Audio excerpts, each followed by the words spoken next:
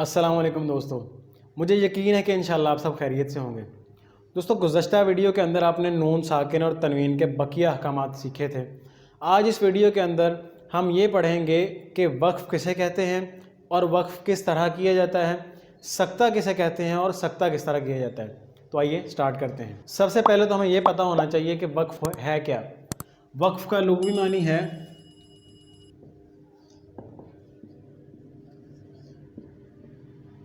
ٹھہرنا یا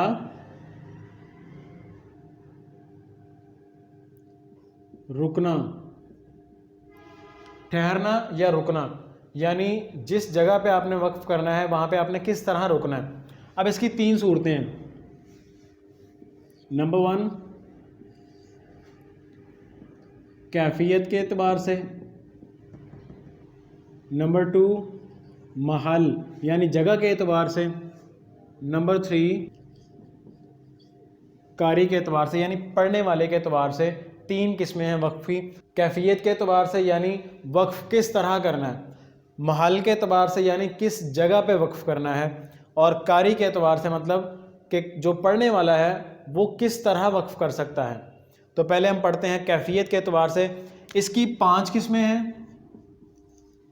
محل کی 4 قسمیں ہیں اور پڑھنے والے کی بھی 4 قسمیں ہیں۔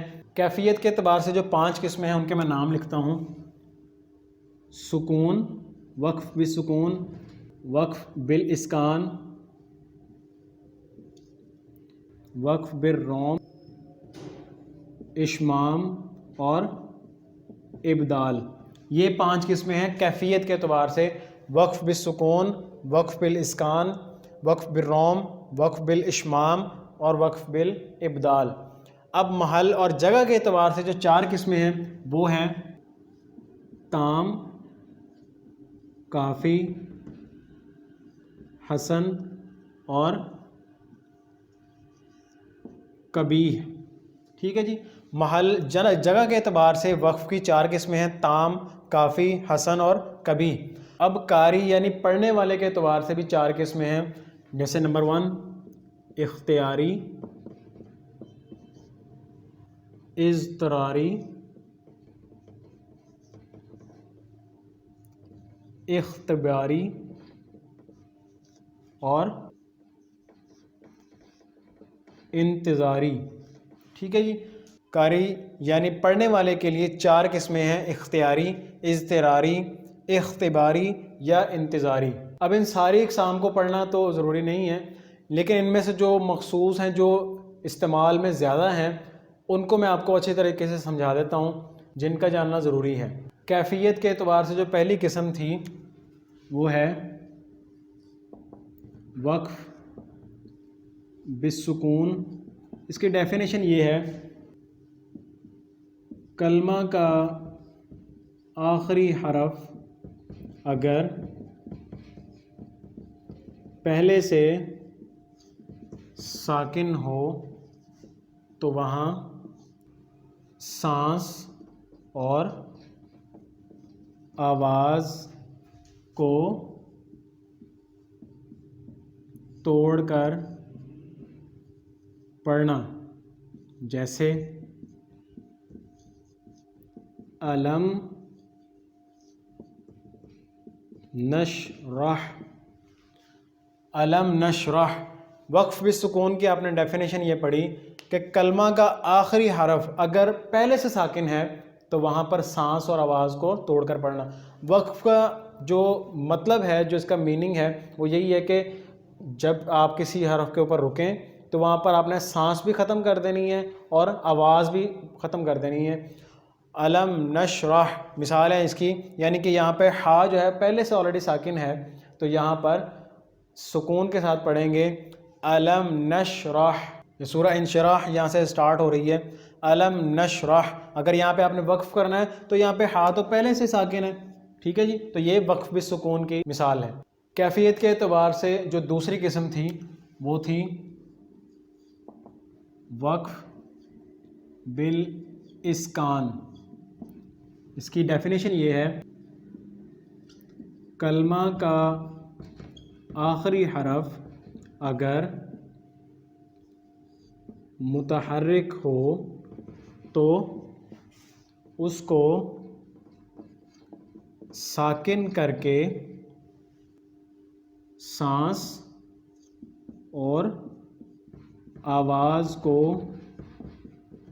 توڑ کر پڑھنا، جیسے الرحیمی، ٹھیک ہے، بسم اللہ الرحمن الرحیم، ٹھیک ہے۔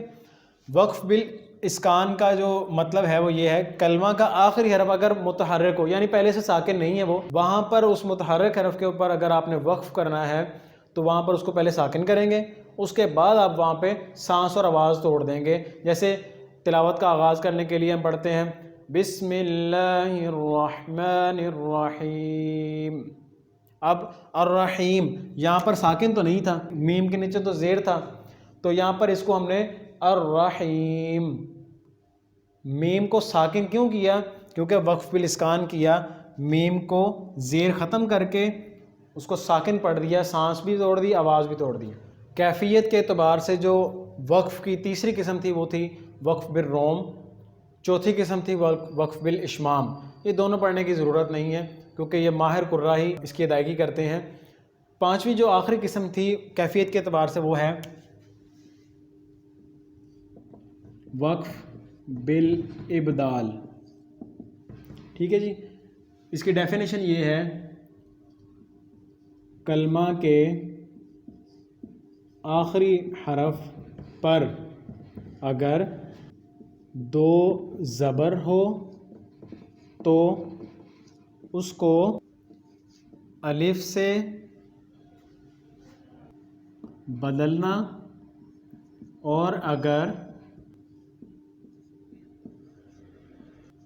تائے مدورہ یعنی گولتا، یہ گولتا ہوتی ہے نا، اگر تائے مدورہ ہو تو اس کو ہائے ساکنہ سے بدلنا۔ جیسے مثال کے طور پہ وقف بالابدال کی ڈیفینیشن آپ نے یہ سیکھی ہے کہ کلمہ کے آخری حرف پر اگر تو دو زبر ہے تو اس کو آپ نے الف سے بدل دینا، ٹھیک ہے۔ جیسے مثال کے طور پہ ماءً، میم الف مد زبر ما، حمزہ دو زبر ان، ماءً۔ اب اگر یہاں پر ہم نے وقف کرنا ہے تو ہم پڑھیں گے، دو زبر کو ختم کر دیں گے، الف سے بدل دیں گے تو پڑھیں گے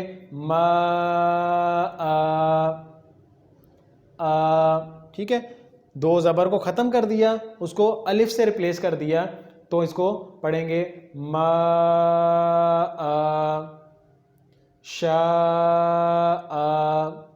ٹھیک ہے جی۔ اور دوسری قسم جو تھی وہ تھی کہ اگر تائے مدورہ ہو، جیسے مثال کے طور پہ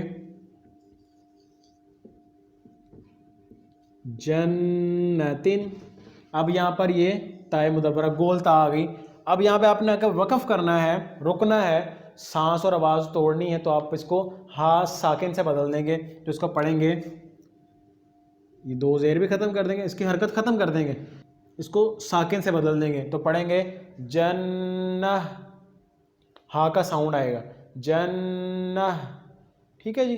گول تا تھی یہاں پہ، دو زیر بھی تھیں یہاں پہ، اگر اس کے اوپر تا مدورہ کے اوپر گول تا کے اوپر دو زیر دو پیش کچھ بھی ہو، کوئی بھی حرکت ہو، آپ نے اس کو ساکن کر دینا سمپل، اور تا کو بھی ختم کر دینا، اس کو ہا ساکن سے بدل دینا، جنہ، قیامتن کو قیامہ، ٹھیک ہے۔ تو آپ نے یہ بھی سمجھ لیا کہ کیفیت کے اعتبار سے پانچویں جو قسم تھی ابدال کی، اس کا مطلب یہ تھا کہ کلمہ کے آخری حرف پہ اگر دو زبر ہو تو اس کو آپ نے الف سے بدل دینا ہے، جیسے پڑھیں گے ما،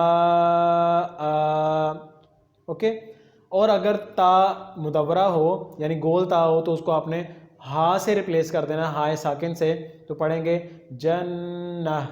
وقف کی جو دوسری قسم ہے محل کے اعتبار سے یعنی جگہ کے اعتبار سے کس طرح وقف کرنا چاہیے، تو اس کو پڑھنے کی ضرورت تب پیش آتی ہے کہ جب آپ قرآن مجید کے ترجمے کا خیال رکھتے ہوئے آپ قرآن مجید کی تلاوت کر رہے ہیں اور آپ کو پتہ ہو کہ کس جگہ پہ کیا الفاظ ادا کیے جا رہے ہیں یا کیا بات ہو رہی ہے، تو آپ اس حساب سے ترجمہ کریں۔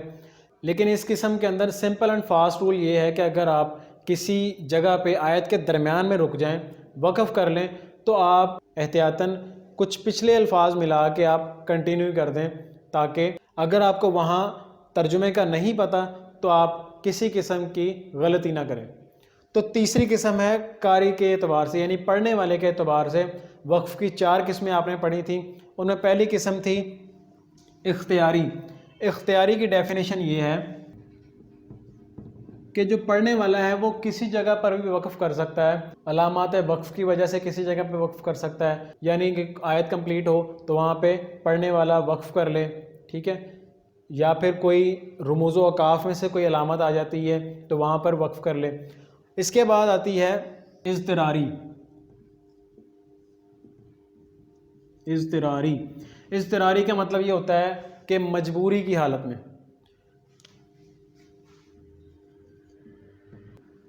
مجبوری کی حالت میں وقف کرنا، ٹھیک ہے جی۔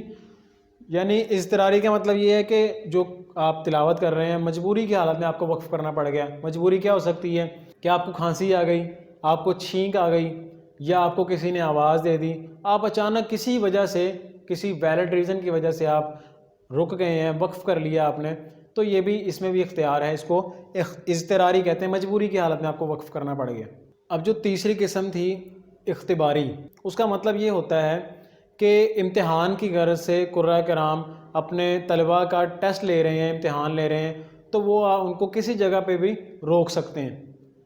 چوتھی اور آخری قسم یہ تھی قاری کے اعتبار سے کہ 7 عشرہ قراءت کے لیے، کیونکہ ایک ہی آیت کو بار بار ریپیٹ کرنا ہوتا ہے مختلف قراءت کے ساتھ، تو اس آیت کے اینڈ میں بار بار وقف کرنا پڑتا ہے، تو اس کو انتظاری بولتے ہیں۔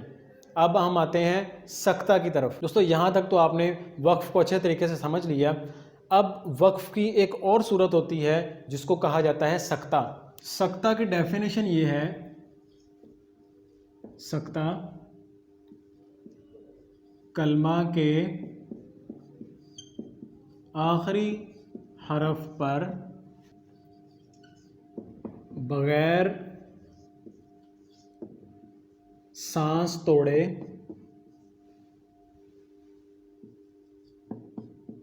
تھوڑی دیر ٹھہرنا۔ وقف میں تو آپ نے یہ سیکھا تھا کہ آپ نے اپنی سانس اور آواز دونوں کو ڈسکنیکٹ کر دینا ہے، لیکن سکتہ میں ایسا نہیں ہے۔ سکتہ قرآن مجید میں صرف 4 جگہ موجود ہے، اور سکتہ کی ادائیگی کے لیے کلمہ کے آخری حرف پر بغیر سانس توڑے آپ نے تھوڑی دیر کے لیے ٹھہرنا ہے، یعنی کہ آواز آپ نے صرف روکنی ہے، سانس نہیں توڑنا، ٹھیک ہے۔ ایک ہی سانس میں آپ آگے کنٹینیو کریں گے۔ تو وہ 4 الفاظ کون سے ہیں؟ وہ یہ ہیں: سورہ کہف آیت نمبر 1، عوجا، قیماً۔ یہاں پر آپ کو یا تو سین لکھا ملے گا یا پھر آپ کو چھوٹا سا سکتہ لکھا ہوا ملے گا۔ تو آپ یہاں پہ پڑھیں گے عوجا قیماً، ٹھیک ہے، عوجا قیماً۔ تھوڑی دیر کے لیے پاس لینا ہے آپ نے تھوڑی دیر کے لیے صرف آواز کو روکنا ہے، سانس نہیں توڑنی، اوکے۔ دوسری جو مثال ہے قرآن مجید میں وہ ہے سورہ یاسین آیت نمبر 52۔ یہاں پہ آئے گا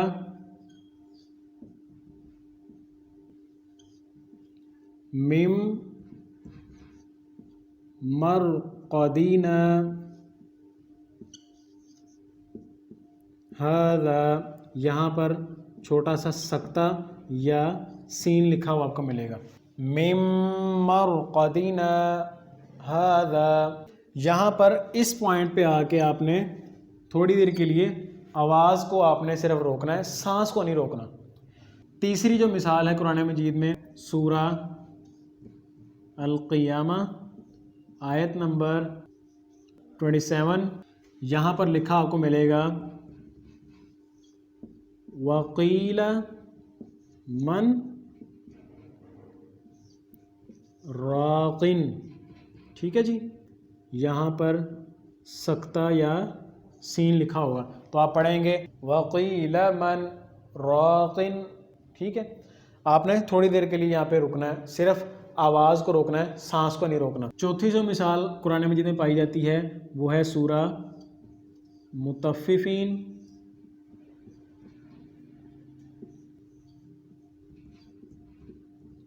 कल्ला बल